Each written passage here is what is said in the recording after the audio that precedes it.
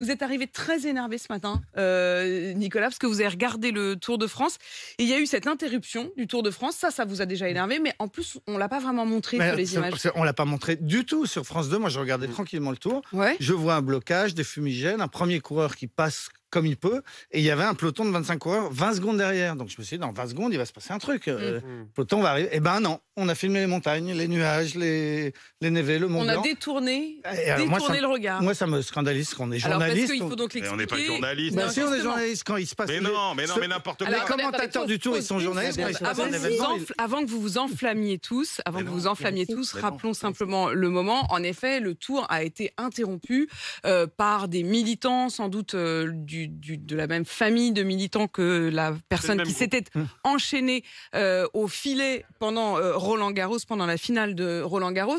Mais souvenez-vous, c'était déjà France 2 qui retransmettait Roland-Garros et qui avait eu exactement la même attitude. C'est-à-dire que moi, j'étais très, très bouillonnante devant ma télé en me disant mais il faut qu'il monte, qu'est-ce qui est en train de se passer? Et ils avaient fait un espèce d'énorme zoom arrière et on voyait une vue de Paris avec en premier plan de très loin le stade.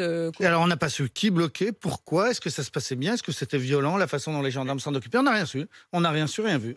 Alors, en fait, c'est un peu la consigne dans les événements sportifs. En effet, comme à Roland-Garros, la consigne pour les télés, c'est de ne pas montrer. Comme quand la consigne de qui? La consigne en général des organisateurs. Et depuis quand les journalistes répondent aux consignes des organisateurs? De ne pas montrer ce type d'image. Non, mais quand un type court tout nu sur un terrain de foot, pareil, on coupe l'image, on ne nous montre pas le type oui, mais court ça, tout c'est nu. parce qu'on ne veut pas voir un monsieur tout nu. Non, mais ça n'a rien à voir. alors un monsieur avec un slip court sur le terrain parce qu'on ne veut pas encourager ce type de. C'est juste que si tu fais c'est leur donner une tribune. C'est juste que tu fais ça tous les jours sur le Tour de France, t'auras des guignols qui viendront bloquer la course. Pour le coup, Manu, là, je suis complètement d'accord avec Nicolas. Non pas parce qu'ils sont journalistes, parce qu'en réalité, en effet, ce dont on se rend compte, c'est qu'ils sont surtout partenaires du Tour de France et qu'en réalité, ils obéissent le doigt sur la couture du pantalon aux injonctions du partenaire, en l'occurrence, pour cette diffusion. C'est plus une diffusion qu'une information, en fait, la diffusion du Tour de France, comme la diffusion des matchs.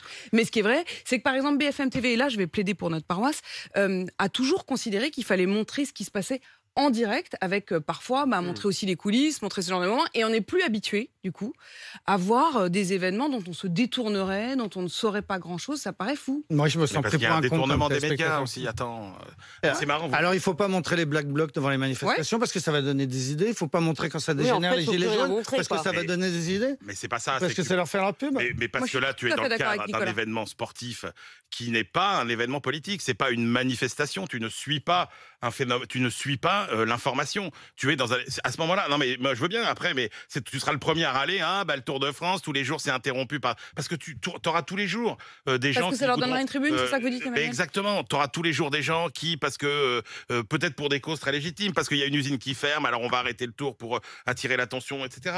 Non, c'est pas. Ce que j'aime bien avec Emmanuel Lechup, c'est qu'on est d'accord sur rien. Et en même temps, je peux vous dire qu'ils s'aiment. Ça fait non, mais depuis 3 jours, vous êtes d'une naïveté, mais incroyable. C'est-à-dire entre l'histoire de Macron et de Hubert. Ah bon, il y a des lobbies qui font des amendements à l'Assemblée nationale.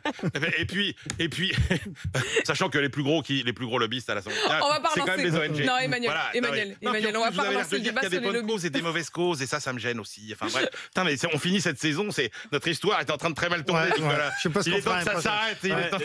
Vivement les vacances. Quelques jours de repos et vous vous retrouverez comme au premier jour, je vous l'assure. 6h12.